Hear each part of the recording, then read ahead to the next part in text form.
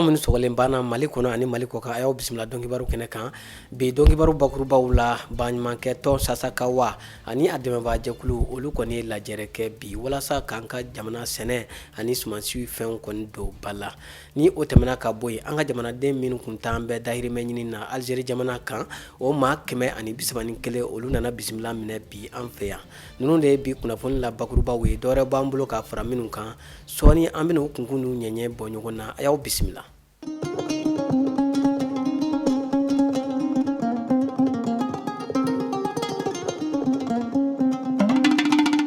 Bi ye tarata ye décembre kalo tile 8 a y'aw bisimila ko kura dɔnkibaru kɛnɛ kan. I n'a fɔ an bɔra k'a fɔ aw ye cogoya min na bakurubaw la, baɲumankɛ tɔn Sasakawa ani a dɛmɛbaga jɛkulu olu kɔni ye tile 2 lajɛrɛ kurumɔ karili kɛ bi sɔgɔmada in na hôtel Salamu na, min kɔni bolila walasa k'an ka sɛnɛ ani sɛnɛfɛnw kɔni don ba la, ni o ye sumansiw ye. U ye hakilina falen-falenw kɛ subahana mansinw sira fɛ o ni an ka jamana marabolow ni ɲɔgɔn cɛ. Nin ye o baara kɛko fɔlɔ ye u fɛ. A bɛna waati ma waati min ni coronavirus yɛrɛ ɲɔɲɛnen don an ka jamana kɔnɔ ani diɲɛ fantan 4 bɛɛ lajɛlen fɛ. Aminata Daɲɔ ale ni Umar Tarawele olu kun b'a kɛnɛ kan. U ye min sɔrɔ an ka jɛ k'a ɲɛmadaw fɛ.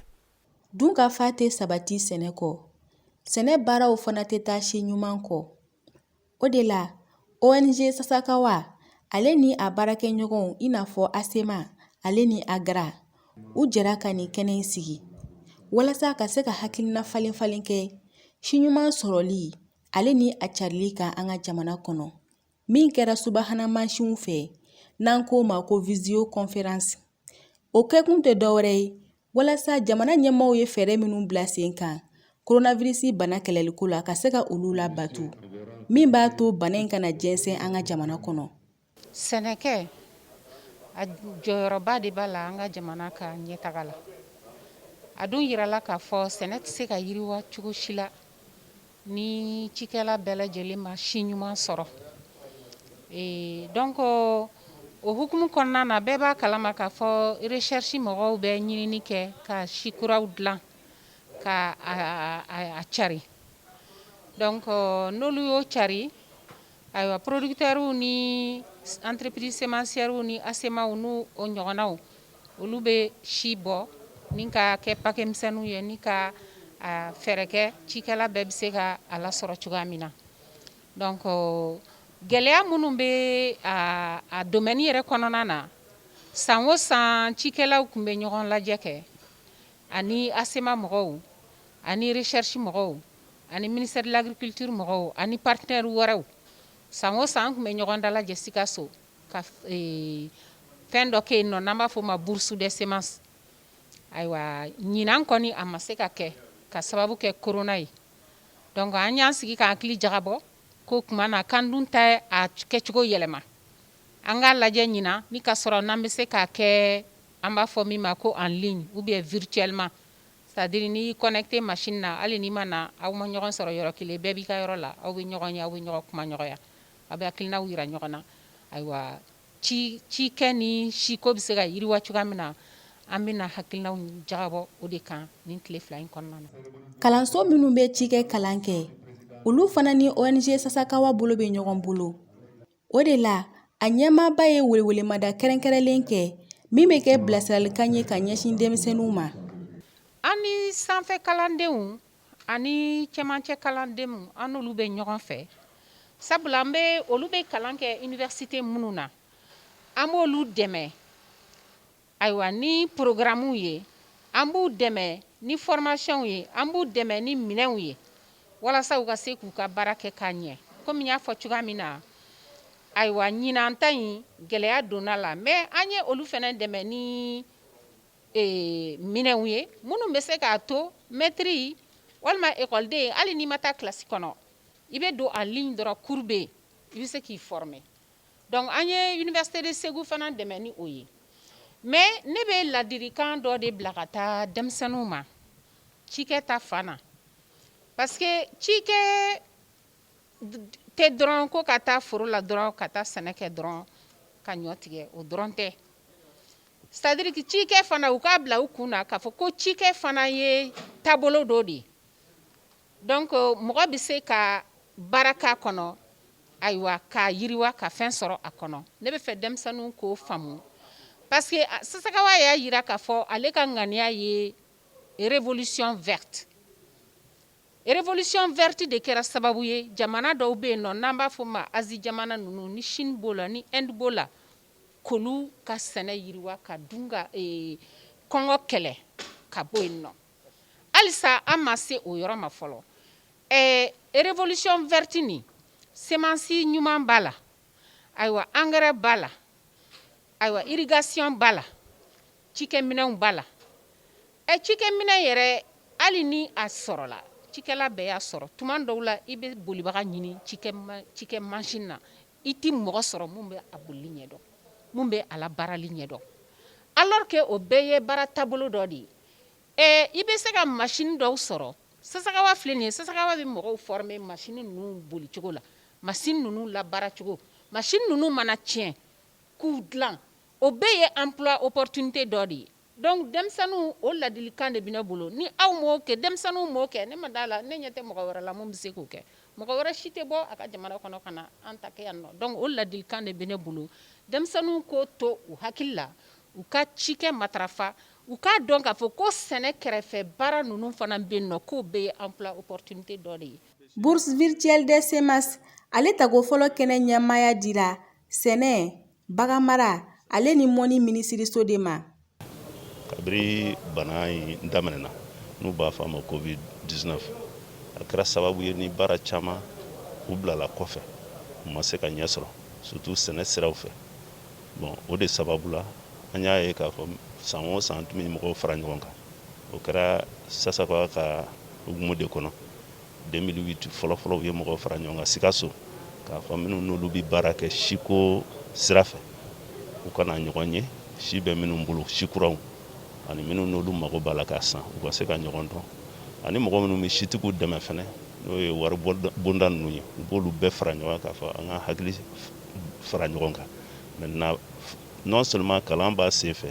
o bɔlen kɔ ye a bɛ kɛ sababu ye si ɲuman bɛ minnu bolo olu ni minnu mago bɛ si la u bɛ se ka contact ta u ni ɲɔgɔn cɛ pour que si bɛ se ka jɛnsɛn cogo min na bon o de sigira sa k'a kɛ laada ye presque an b'a kɛ tuma bɛɛ nka n'a fɔra ko mɔgɔw kana gɛrɛ ɲɔgɔn na o kɔrɔ kɔni ye k'a fɔ sugu fa sugu a kɛli gɛlɛya bɛ don a la o de sababu la u nana hakili jagabɔ sɛgɛsɛ k'a fɔ ayiwa an k'an jija comme minɛnw bɛ yen nɔ minnu bɛ se ka adamadenw ma gɛrɛ ɲɔgɔn na an bɛ ɲɔgɔn ye ka kuma ɲɔgɔn fɛ k'a sɔrɔ an ma sigi kɛnɛ kelen kan donc Sasakawa ka ɲinini de ser'u ma ni Agra ye baara kɛ o sira de fɛ o de la bourse virtuelle ni a nana sigi sen kan i bɛ to i ka bureau kɔnɔ e b'i da don a kuma na fɛn min b'i bolo i b'a yira tɔw la u b'a ye maintenant ni mago b'a la a bɛ se ka commande yɛrɛ kɛ ɲɔgɔn fɛ donc kunnafoni bɛ se ka jɛn mɔgɔ minnu n'olu bɛ baara kɛ siko sira fɛ u ni ɲɔgɔn cɛ cogo min na donc dɛmɛ de don an tɛ se ka fɛn wɛrɛ fɔ ni nisɔndiya tɛ parce que ni ko ala tɛ cɔ a kari n'a ma tamako jira an kɔni ɲɛna hali ni nin kɛra gɛlɛya an kan komi a bɛ diɲɛ bɛɛ sɔrɔ cogo min na an b'a fɔ taama cogo dɔ kɔni jira n'an na min bɛ se ka cɔ bi an ka sugu a bɛ jɔ hali n'an ma wuli ka bɔ an nɔ na donc nisɔndiya de banna. ONG Sasakawa bɛ an ka jamana kɔnɔ kabini san 1996 u sigi kuma ni sisan cɛ u ye wulikajɔ caman kɛ walasa kɔngɔ bɛ se ka kɛlɛ ka bɔ Mali kɔnɔ hakaja farafinna kɔnɔ. Ni o tɛmɛna ka bɔ yen an ka jamanaden minnu kun t'an bɛ Algérie jamana kan dahirimɛ ɲini na o maa 131 olu nana bisimila minɛ bi sɔgɔmada in na an ka jamana pankurujigi kɛnɛso la ni o ye Modibo Keyita ye Senu u kun bɛnna an ka jamana tungalataalaw tɔgɔlaso min b'an fɛ o maaw fɛ a kɛnɛ kan an ka kibaruya ɲinina Umar Tarawele ani Fatumata Dunbiya olu kun bɛ yen Nefti Cuala o y'an sɔrɔ min na an ka jɛ k'an ɲɛmadaw fɛ. Ayiwa an ye an balimaw kunbɛn maa 100 ni maa 33 a bɛɛ kamalen dafalen minnu bɔra Algérie ka tɛmɛ Niger fɛ ka na yan OIM ka dɛmɛni na an bɛ gouvernement malien fo u ka baarakɛɲɔgɔnya ni OIM cɛ mais surtout an bɛ OIM fo minnu y'an dɛmɛ minnu tun bɛ gɛlɛya la minnu ye weleli kɛ WhatsApp la siɲɛ caman k'a fɔ ko an k'a lajɛ ka u ka ci lase gouvernement fanfɛla la pour que u bɛ se ka dɛmɛ ka bɔ Sahara kɔnɔ cogo min na ala y'a kɛ u sera yan bi an bɛ ala tanu an tun t'a fɛ a ka kɛ nin cogo de la an tun b'a fɛ o wulila min kama u ka se ka sira sɔrɔ ka taa ka baara kɛ ka fɛn sɔrɔ ka na u yɛrɛ ye ka ci ka u yɛrɛ ye mais ala latigɛra nin cogo la ni latigɛ kɛra nin cogo la sa a bɛɛ ma tiɲɛ u kana u yɛrɛ jalaki k'a fɔ k'u nana nin na cogo la ko échec de don ce n'est pas un échec c'est une expérience u ye min sɔrɔ sisan u b'a capitaliser u ye cɛsiri min kɛ ka sira in minɛ u k'o cɛsiri ɲɔgɔn kɛ ka baara kɛ faso kɔnɔ yan ni faso ani faso dɛmɛbaga jɛkulu bɛɛ lajɛlen ka dɛmɛni na an bɛ dugawu kɛ ala k'u ka garijɛgɛ foni jamana kɔnɔ yan an kɔni nana ka bɔ Algérie an ye maliyɛn ye vraiment an tɔɲɔna Algérie algérien ye fɛn bɛɛ dan kan donc an kɔni b'a ɲini an ka ɲɛmɔgɔw fɛ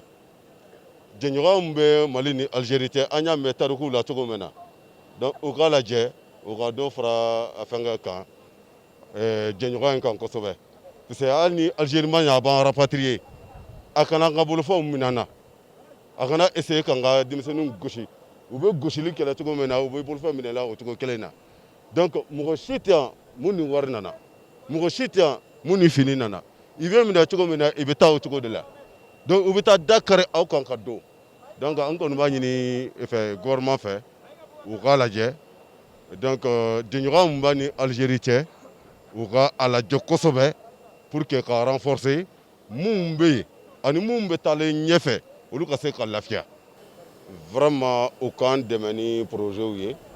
u k'an dɛmɛ ni fɛn caman ye u ka accompagner parce que cikɛlaw b'an na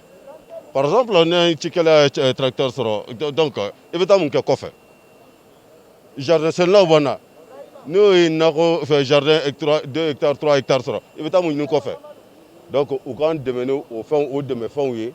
pour que an ka se ka kɔfɛ taga bila donc vraiment ne yɛrɛ mun filɛ ne ni ɲɔgɔnna caman de bɛ yan mun tɛ fɛ ka taa tuguni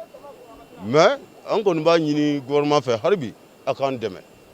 an ka jamana cakɛda min ɲɛsin bɛ forobacɛw kɔni dili maaw ma ani k'a jateminɛ maa minnu n'a ka kan k'a ta k'a di olu ma olu ka baara kɛ u ye lajɛrɛ kɛ bi serantɔni na walasa ka ɲɛfɔli kɛ a dili sariyaw ani kuntilennaw kan o gafeba kan maaw ye walasa an bɛɛ lajɛlen ka faamuya sɔrɔ a ko kɔnɔna na an ka kibaruya ɲinina Tijani Sidibe ale tun b'a kɛnɛ kan a ye min sɔrɔ an ka jɛ ka o lajɛ baara kɛ faso ye faso baara a wari bɛ di cogo min a bɛ di mɔgɔ minnu ma n'a di cogo fiɲɛ kana y'a la a ka kɛ jɛlenya kan bi sigi kun y'o de ye ko k'u ye gafe dɔ de dilan mun b'a a taamasiraw yira bɛɛ kan ka tɛmɛ mun fɛ fɛn o fɛn n'i bɛ commande kɛ bɛɛ kan ka tɛmɛ sira mun fɛ a sira nɔgɔmani o a sira gɛlɛman o a wari kunbaba o a wari misɛnnin mun bɛ don marché la o bɛɛ tɛmɛ sira u y'o o de ye fɔ o y'o gafe de dilan ka gafe kalan k'a yira n na ka bonya da premier ministre kan pour que mɔgɔ mɔgɔ n'i bɛ marché kɛ ni faso marché de don n'i b'a kɛ i kan ka tɛmɛ sira mun fɛ i kana fili i ka tɛmɛ o fɛ o bɛ caman bɔ wari tunu ni wari ŋanamu la donc ministère bɛɛ de jɛra k'i hakili falen ɲɔgɔn kan parce que marchéw tɛmɛla ka yɛlɛ u yɛrɛ y'a fɔ ko a ko daminɛna kabini 2010 donc hali bi u bɛ fɛ ka améliorer pour que ɲɛta ka sɔrɔ a la hali bi faso wari kana se ka tiɲɛ cogo min na n'a ɲɔgɔn ɲɛ k'a bɛ don marché de la anw ye maires ye komi n ye mun fɔ n ka kuma laban na n kɛlen ka kuma ta ne ko de an maires n'a bɛ fɔ a ma ko collectivité musaka caman t'an bolo donc waati dɔ la an tɛ se ka marché dɔw kɛ waati dɔ la marché dɔw kɛcogo ka gɛlɛn an bolo par exemple u bɛ ka mun fɔ 25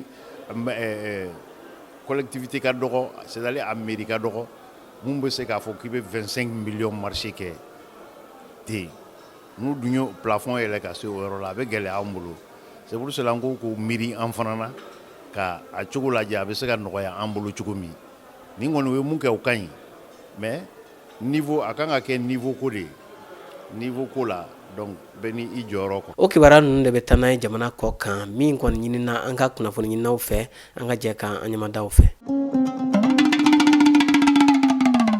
Ayo bisimila kɔkan kibaruyaw kan an b'a daminɛ Senegalikaw fɛ yen den masa 3 olu kɔni kirila ni ka jalaki binw kan ka san 2 kaso d'u ma k'a da kan k'u y'u denw don kurun kɔnɔ k'u bila ka taa tunga na kɛrɛnkɛrɛnya la Espagne jamana kan. A yera k'a fɔ maa kelen b'a la ale yɛrɛ den sara a sen fɛ ni o tɔgɔ ko Dudu. Ale sara nin sira in kan. A jirala k'a fɔ k'u ye maa wɛrɛw ni bila farati kɔnɔna na. O de hukumu kɔnɔna na u kirila Mbour ni ale yɛrɛ ni Dakar ni o ye Senegal faaba ye. U tɛ tɛmɛ kilomɛtiri 100 kan. U kirila o yɔrɔ kofɔlen in na. Kunnafoni nasiraw la an bɛ taa Gana jamana na. U ye kalafili kɛ u ka jamana kɔnɔna na kunun tɛnɛ desanburu kalo tile 7. Kalafili in kɔni kɛra min na o kɛra k'u ka kiritigɛ ɲɛmɔgɔ maa 12 sugandi ni ka wasaden 270 fana sugandi kalafili in sen fɛ. Kalafili in kɔni kɛra basigi kɔnɔna na hali n'a y'a sɔrɔ mankanmisɛnninw kɛra nka a yera k'a fɔ k'o ma juguya ten. Maa min tun kan ka ye kalafili in na o ye maa 17,000,000 hakɛ ye. Jateminɛw y'a jira k'a fɔ ko Gana bɛ jate farafinna jamana fɛ min basigilen bɛ ka tɛmɛ jamana caman kan. An bɛ bi kɔkan kibaruyaw kuncɛ ni Ethiopie kibaruyaw ye. Kɛlɛ kɔni gan bɛ u ka jamana kɔnɔna na. Diɲɛ tɔnbaw jɔyɔrɔ tɛ ka ye a la kosɛbɛ. Bawo layidukan min dira Ethiopie jamana ɲɛmaaw fɛ u t'a la k'a bɔ a sira fɛ. Hali sisan dɛmɛ tɛ ka se ka maaw degunenw lasɔrɔ Tigre marabolo kɔnɔna na. Nɛgɛjuru siraw olu tigɛlen bɛ. Kɛlɛ fana t'a la ka jɔ u fɛ. O wale ninnu de ye nansarala tɔnbaw ka ciden ɲɛmɔgɔ kɔni tɔɔrɔ ni o ye Joseph Borrell ye. Ale kɔni ye a jira k'a fɔ ko gɛrɛntɛ minnu b'a la ka ta ka siya dɔw kɔni sɛgɛrɛ k'o ka dabila yɔrɔnin kelen ani fana ko maa minnu bolilen bɛ ka t'u ɲɛmɛ tugun ko olu kɔni kan ka lakana de ni ka olu kɔni bɔ gɛrɛntɛ kɔnɔna na ani fana a y'a jira k'a fɔ ko dɛmɛ kɔni ko siraw ka labila dɛmɛ ka se ka ta ka maa degunenw kɔni lasɔrɔ joona joona. Tabarikala aw minnu kun bɛ k'an lajɛ nin sanga in kɔnɔna na an b'aw fo ka waleɲuman dɔn a ka ɲamadali la. Ni Ala sɔnna a ma don n'a nataw la an bɛna ɲɔgɔn sɔrɔ nin kɛnɛ kelen kan. An bɛna kibaruya kuraw kɔni lase aw ma. Ala ka su hɛrɛ caya a k'an bɛn.